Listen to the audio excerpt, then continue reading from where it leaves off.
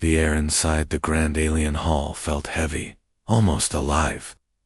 Ethan Cole stood in the center, his boots echoing softly against the polished stone floor. Bright light poured through tall crystal windows, painting the walls in shimmering blue and gold. Dozens of tall alien guards surrounded him. Their armor glinted, their strange eyes locked on him. Ethan's heart raced. This was not how the peace mission was supposed to go. He had only arrived on this planet, Avara Prime, a few hours ago. His orders were simple: make contact, show goodwill, do nothing to offend the local people. Yet here he was, standing in the middle of a scene that felt like the beginning of a trial. It had all started so simply, when he first stepped out of the shuttle. He had been stunned by the city's beauty. Towers of glass and stone stretched high into the pale sky. The streets curved in graceful patterns. The air smelled faintly of spice and flowers. Curious alien faces had turned toward him as he walked, their skin in shades of silver, blue, and deep bronze. The peace delegation had been welcomed into the outer courtyard of the palace. While the others spoke with the ministers, Ethan's attention wandered. He spotted a small figure in the shadow of a column. It was a young woman, clearly one of the Avar, trying to carry a heavy bundle of scrolls. She moved slowly, her steps uneven, supported by a delicate metal brace on each leg. Something in Ethan's instincts told him to help. Back on Earth, he would have done it without thinking. He walked over, smiled, and gently took half the scrolls from her arms. Her silver eyes widened. She stared at him in shock. "It's all right," he said softly. "Let me help you." He offered his arm so she could lean on him as they walked toward the great doors. She hesitated, then placed her hand lightly against his sleeve. Her touch was warm, her fingers trembling. That was when it happened. The moment they stepped into the hall together, the room changed. A deep horn blast shook the air. Guards froze. Ministers stared. Even the musicians in the corner stopped playing. A tall figure in ceremonial robes stepped forward. His voice carried through the hall like a rolling wave. "By the law of bonding, the human is now joined to Princess Lyra of the Avar Dominion." Ethan's mind went blank. Princess bonded. What did that even mean? The young woman's hand slipped from his arm, but she did not step away. Her face was pale. She looked at the robed figure, then at Ethan, as if she was trapped in the same confusion. Whispers filled the hall. "A human, bonded to her. He does not even know our ways. The crippled princess has found her fate." Ethan's stomach tightened. He glanced toward the delegation, hoping for someone to explain, but the other humans only stared in shock. None of them dared speak. Two guards stepped forward and bowed to the princess. She seemed to regain her composure, lifting her chin. Her voice, when she spoke, was calm but cold. "The law is clear. A public act of aid, with touch, witnessed by the court, is a bonding. It cannot be undone." Ethan's pulse pounded in his ears. "Wait, are you saying I just married you?" Her gaze locked with his. "By our law, yes." A wave of murmurs swept the hall again. Some faces showed curiosity, others showed disgust. One elderly noble shook his head and muttered, "A crippled heir, and now a human husband. The Avar throne will fall." Ethan could feel the tension pressing in from every side. He had done nothing more than help someone carry her load.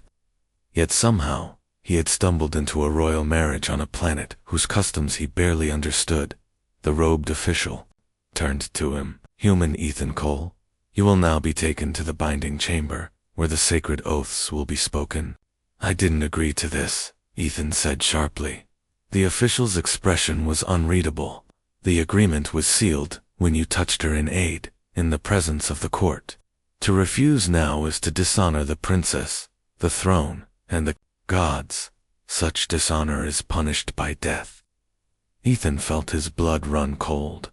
Lyra took a slow step toward him, her braces clicking softly on the stone. Up close, he could see the faint scars along her jawline. the determination in her eyes. She stopped just a breath away. "You should have learned our rules before you came here," she said quietly. "Now you are part of my life, whether you wish it or not." For a moment, he could not speak. Around them, the hall was silent, except for the distant hum of the city beyond the windows. In that silence, Ethan realized something. This was not just a mistake. This was a trap he could not escape. And judging by the looks from the nobles, it was a trap that came with enemies he did not yet understand. The guards stepped closer. The doors to the binding chamber swung open. With a deep, metallic sound, Lyra looked ahead, her face unreadable, and began to walk. Ethan followed, every step feeling heavier than the last. He had no idea what was waiting for him inside that chamber. He only knew one thing. His life, and possibly the future of this entire planet, had just changed forever.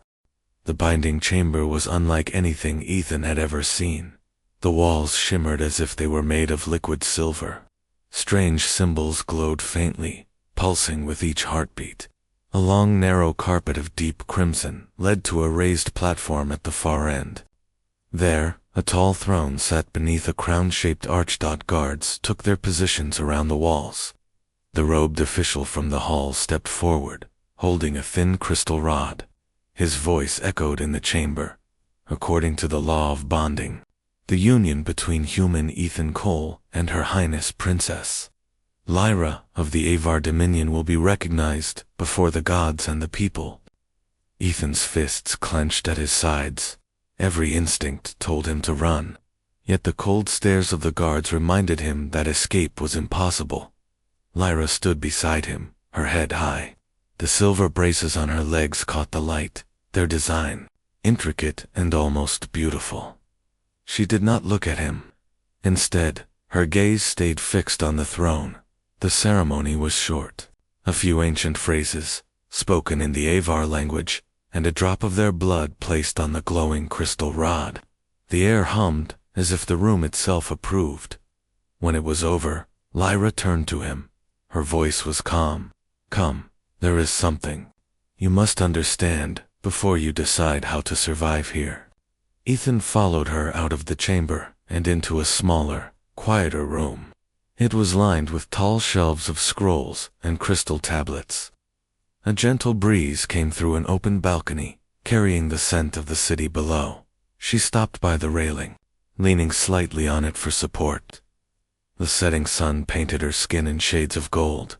"I am the only living heir to the Avara throne," she began. "My mother, the late queen, ruled with strength and wisdom. But when I was a child, there was an attack by the Varrock Empire. A single strike meant to end my life." Her eyes drifted to the distant mountains. "I survived, but my legs were shattered. They never healed as they should. For the Avara, a ruler must be flawless, both in body and mind. Many believe my injury is a curse. Others think I am too weak to lead." Ethan watched her carefully. There was no self-pity in her tone, only a cold, practiced way of telling a story she had likely repeated many times.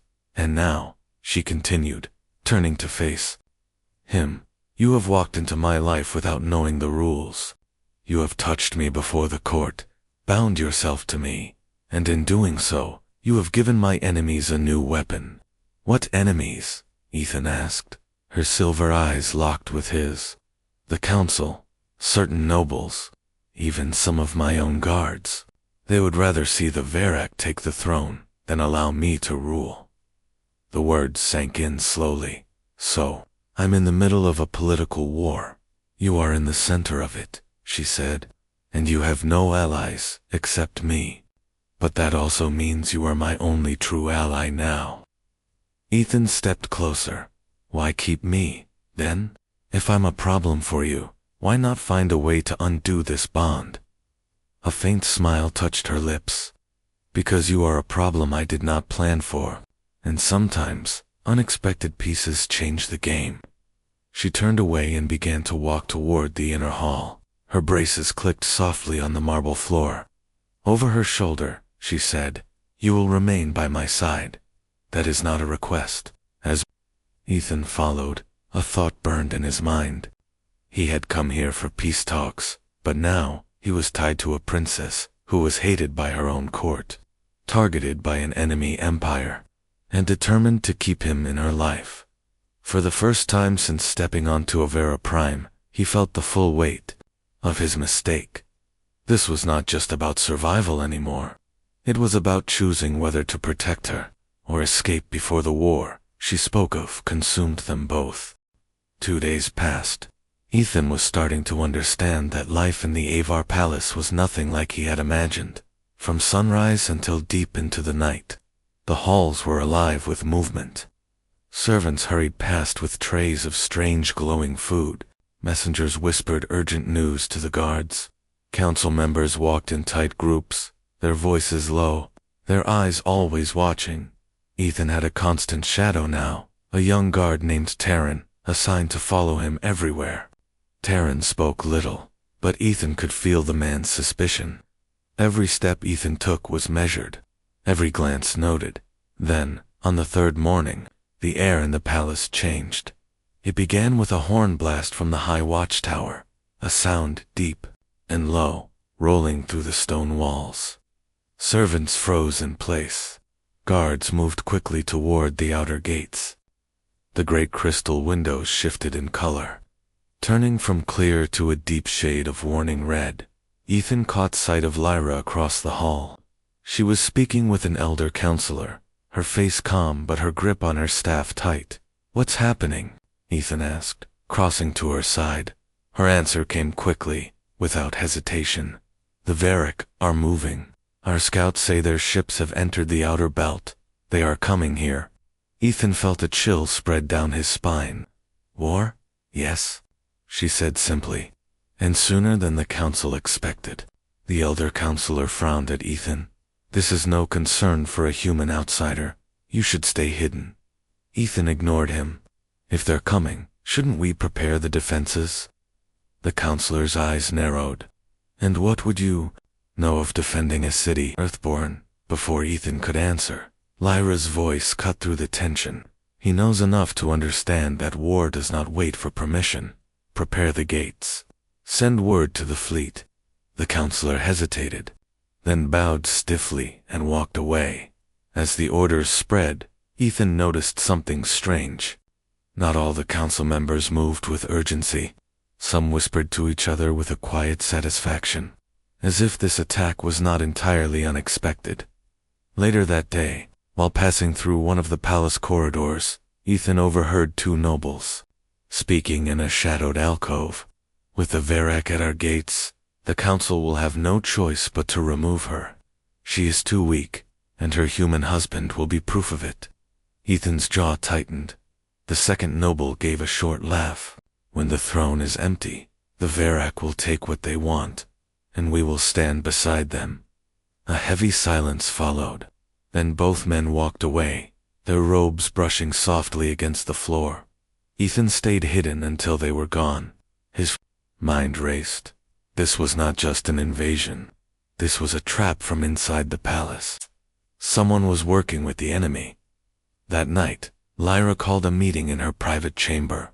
Only her most trusted guards and advisors were present. Ethan stood beside her, feeling the weight of every watchful eye. "The Varric will reach the gates in 3 days," Lyra said. "We will hold them, but our strength depends on unity. And right now, unity is in short supply." One of her captains stepped forward.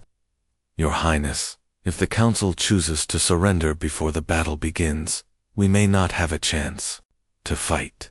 Ethan spoke without thinking. "Then we make sure they can't surrender. We close the gates and keep the fight inside the walls if we have to." The room went silent. Several guards exchanged uneasy looks. Lyra's gaze turned to Ethan. "That is dangerous. It would also show them you are willing to defend this city, not just me." "Then let's do it," he said. "If they see me as a weakness, I want them to see the truth instead." For the first time, a small flicker of pride touched her expression. "Very well, we prepare at dawn." But as the meeting ended, Ethan couldn't shake the memory of the nobles' voices in the corridor. He had no proof, but he was sure. When the Varrock reached the gates, the real battle would not just be against the enemy outside. It would also be against the traitors inside. The next morning began before sunrise. The sky above Avara Prime glowed faintly with the first light. But the palace courtyard was already alive with movement. Warriors in silver armor lined the training grounds. The air rang with the sound of clashing blades, heavy boots striking the stone, and voices shouting commands in the Avar tongue. Ethan stood near the edge, feeling out of place. His earth clothes looked plain beside the polished armor and flowing battle robes. Lyra stood beside him, leaning on her staff, her expression unreadable. "This is where you begin," she said quietly. He glanced at her. "You want me to fight against soldiers like these? You are already a target," she replied. "If you cannot defend yourself, you will be dead before the Varrock reach the gates." A tall warrior with a single scar running across his cheek stepped forward. "I am Captain Veron. You will train under me. You will listen. You will not question. And if you fail to keep up, you will be removed from the line." Ethan gave a short nod. "All right, let's start." Training was brutal. The Avar style of combat was nothing like Earth's. Their weapons were long and curved, made of a strange metal that shimmered in the light. Their movements were fast, almost fluid, with no wasted motion. By mid-morning, Ethan's arms ached. His palms burned from gripping the hilt. Every block sent a shock through his shoulders, but he refused to quit.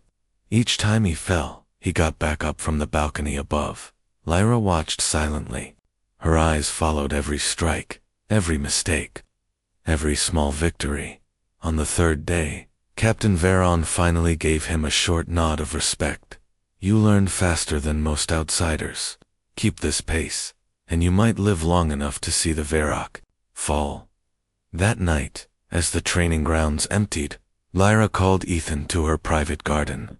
Lanterns hung from curved metal poles, casting warm light across the flowers.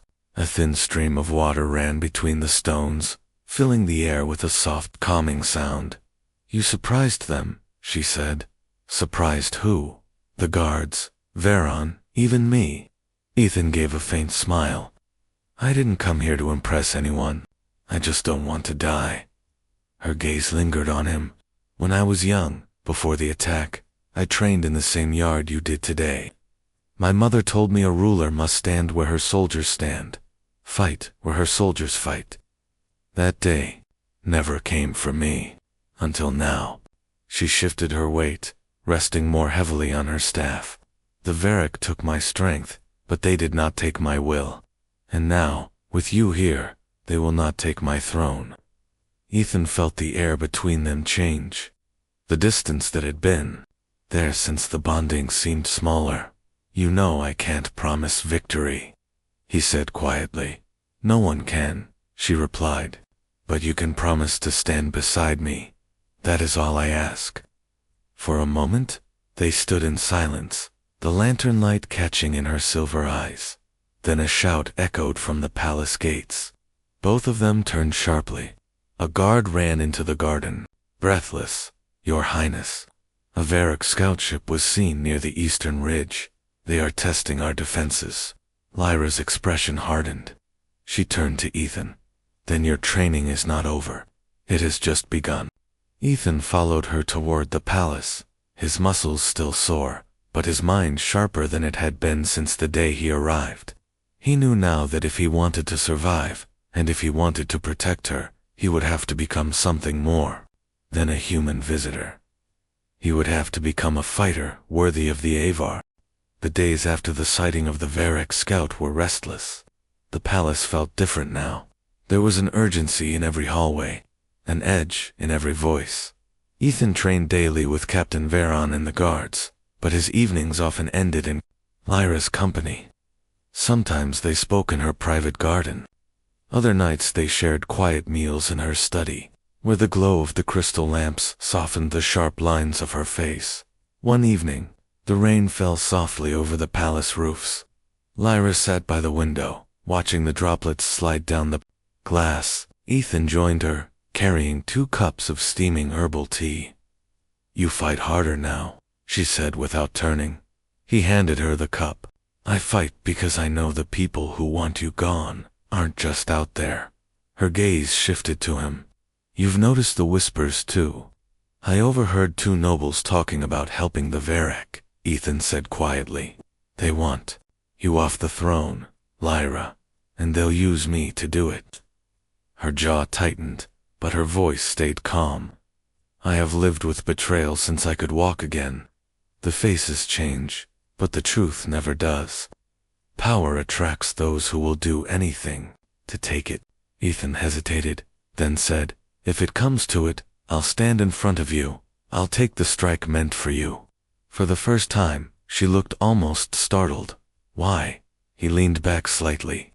"Because no one else seems willing to see you as more than a crippled princess. I see you as someone who hasn't given up, someone who deserves to win." A faint warmth touched her eyes, but it vanished quickly. "Careful, Ethan. In this palace, kindness can be mistaken for weakness." "That's fine," he said. "Let them mistake me." The silence between them was no longer cold. It was heavy with something unspoken. The next day, Lyra invited Ethan to accompany her to the lower markets of the city. It was the first time he had left the palace walls since arriving. The streets were alive with voices, music, and the smell of roasted spices. Children ran past with colorful ribbons. Merchants called out their wares in the Avara tongue, but Ethan noticed how some people stopped to stare at Lyra. Some bowed deeply. Others looked away quickly, as if ashamed, and a few simply whispered behind their hands. When they reached a small stall selling carved crystal ornaments, Lyra picked up a piece shaped like a pair of wings. "The Avar believe these bring protection," she said. "Do they work?" Ethan asked, her lips curved in a faint smile. "Only if given by someone who means it." She placed the ornament in his hand. "Keep it." Before he could thank her, a commotion erupted nearby. A cloaked figure rushed from the crowd, a blade flashing in his hand. Ethan moved without thinking. He grabbed Lyra's arm and pulled her. Behind him, the assassin struck, but Ethan blocked with the crystal ornament, shattering it. Guards closed in seconds later, dragging the attacker away, as the crowd began to settle. Lyra looked at Ethan with a strange expression. "You could have stepped aside," she said softly. "I told you," he replied, still catching his breath. "I'd stand in front of you." Her gaze held his for a long moment before she turned toward the palace. Neither of them spoke on the way back, but the distance between them felt smaller than ever. That night, Ethan found another crystal ornament on his table. It was the same shape as the first one, a pair of wings, but this time carved in silver. A short note rested beside it in her handwriting. It read, "Protection only works if given by someone who means it." The first sign came at dawn. Ethan was woken by the deep, rolling sound of the war horns. Their call was different from the alarm he had heard before. This one was longer, sharper, like a blade being drawn in the sky. He stepped out onto the balcony and saw the distant glow of fire beyond the city walls. The Varrock had arrived. Inside the palace, the corridors were alive with urgent movement. Guards ran past with weapons in hand. Messengers shouted orders. The scent of burning metal drifted in through the windows. Lyra was already in the main hall, dressed in a deep blue robe with silver armor plates along her shoulders. Her staff was at her side, but her eyes were fixed on the great gates ahead. "They've breached the outer defenses," she said without turning. "Our fleet is holding them at the sky border, but the ground forces are moving toward the capital." Ethan stepped closer. "Then we fight here." The council stood nearby, their voices a mix of panic and argument. Some demanded the gates be opened for surrender. Others shouted for immediate evacuation. Lyra struck her staff against the marble floor. The sound silenced the hall. "No surrender. No retreat. This is our home. We hold it." A ripple of shock ran through the council. One elder spoke, his tone bitter. "Your Highness, you are not a soldier. I am your ruler," Lyra interrupted, her voice sharp. "And if you will not stand, then step aside." Her words cut through the air like steel. Ethan saw the fire in her eyes. This was not the quiet, measured princess from the early days. This was the leader she had been forced to hide. The battle reached the gates within the hour. From the palace walls, Ethan saw the Varak troops, tall, armored in black, their weapons glowing with an eerie red light. The ground shook under their march. The Avar guards moved into formation. Captain Veron gave a sharp nod to Ethan. "You know where you stand. Do not break the line." Ethan's heart pounded, but his grip on the curved Avar blade was steady. Training had taught him the moves. Now he would find out if he could use them. The clash was sudden and violent. Energy blasts lit the air. Steel met steel in sparks. The shouts of warriors and the roar of the enemy merged into one deafening storm. Ethan fought at the front, blocking a Varak strike and countering with a sweep that sent the attacker to the ground. Another came at him, but Veron cut the enemy down before the blade reached him. Through the chaos, Ethan's eyes kept searching for Lyra. She stood at the top of the gate steps, her voice carrying over the battle. She spoke to the people, urging them to fight, to hold the walls. Her presence seemed to steady the defenders, even as the enemy pressed harder.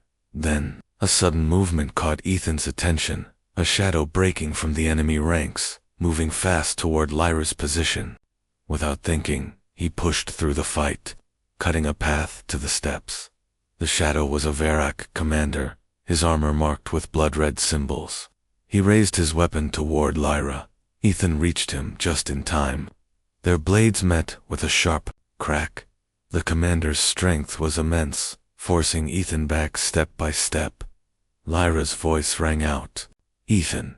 The call gave him the push he needed. He twisted under the commander's swing and drove his blade into a gap in the armor. The Varak fell, the red glow in his eyes fading. For a moment, the noise of battle seemed far away. Lyra's gaze met Ethan's across the steps. There was no smile, no words, only the unspoken truth between them, that they were no longer bound by accident, but by choice. But the war was far from over. As Ethan turned back toward the fight, he saw the enemy bringing up a new weapon, a massive siege cannon rolling toward the gates. The defenders had minutes, maybe less, before it fired. Lyra gripped her staff tighter. "Then we end this now." The siege cannon rolled forward, its black metal frame groaning under its own weight. Varak soldiers cleared a path, their glowing weapons ready to strike down anyone who got too close. The air seemed to vibrate with the hum of its power core. Ethan stood at the base of the palace steps, his breath sharp, his blade slick with battle dust. Captain Veron appeared at his side. "If that cannon fires, the gates will fall. Once they fall, the palace falls. And then we lose everything," Ethan finished. Above them, Lyra's voice rang out. "We cannot let it fire. Break their line. Destroy it." Veron nodded once and charged forward, leading the defenders into the thick of the fight. Ethan followed, his muscles aching, but his mind locked on the target. They pushed through the Varak ranks, each strike clearing another step toward the cannon. The noise was deafening, steel against steel, the hiss of energy bolts, the shouts of warriors calling to one another. A sudden blast sent Ethan to the ground. The shock burned through his side, but he forced himself up. Through the smoke, the cannon loomed even closer now, its core glowing brighter. He saw it then, the only weak point. At the base of the cannon's left wheel was a small cluster of power conduits, exposed for cooling. If they could be cut, the weapon would collapse under its own weight. Ethan charged. A Varak soldier blocked his way, but Ethan sidestepped and brought his blade down hard, sparks flying. He reached the conduits and swung with all his strength. The blade bit deep, a sharp, metallic scream filled the air as the cannon's core flickered. Energy surged back through its frame in a violent burst. The weapon exploded in a blast of red light, sending both friend and foe sprawling. When the dust cleared, the Varak forces hesitated. Their weapon was gone, their commander fallen. The Avar defenders rallied, pressing forward with renewed fury. From the palace steps, Lyra's voice rose again, strong, steady, unshaken. This is our city, this is our home, and we will not bow. The Varak line broke. Within minutes, they were in full retreat, disappearing beyond the smoking gates. Ethan staggered back, toward the palace, his vision swimming. Blood stained the side of his armor. Lyra met him halfway, her eyes searching his face. "You're hurt," she said, her voice low but urgent. He shook his head. "I'm alive. That's enough." She reached out, her fingers brushing his arm. "You came here by mistake," she said softly, "but you stayed by choice." Ethan gave a faint smile. "I didn't know the rules, Lyra, but I know my place now." "And where is that?" she asked. "Beside you," he said. For a moment, they stood there in the middle of the ruined courtyard, the sounds of victory still echoing around them. The twin suns began to rise over the horizon, casting gold light over the battered walls. In that light, the crippled princess no longer looked like a symbol of weakness. She stood like a queen, and beside her stood the human who had become her shield. The war was not over, the danger was not gone, but whatever came next, they would face it together.